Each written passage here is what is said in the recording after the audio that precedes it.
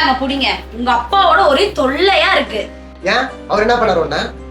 வீட்டுக்கு அதையே நோண்டிட்டே இருக்காரு. நல்லாவா இருக்கு? அவர் பாட்டுக்கு அமைதியா தானே இருக்காரு. உன்னை ஏதாவது டிஸ்டர்ப் பண்றாரா? மேற்கொண்டு பையனையும் பாத்துக்கிறாரு, வீட்டு வேலையும் பாத்துக்கிறாரு. அதுக்காச்சும் இருக்கட்டும் போ. எப்ப பார்த்தாலும் இதையவே சொல்லிட்டு. ஏமா ஏமா என் துணி மட்டும் துவைக்கல? மிஷின்ல இடம் இல்ல, அதனால துவைக்கல.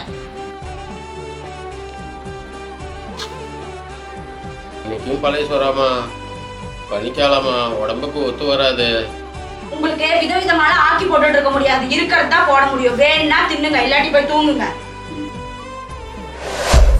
ஏங்க ஏங்க எந்திரிங்க. காலையே உங்களை மாத்திரை போட சொன்னேன் பாருங்க, ஜுரம் அதிகமாயிடுச்சு. எந்திரிங்க. சொன்னா கேட்டா தானே. பிடிங்க, மாத்திரை போடுங்க.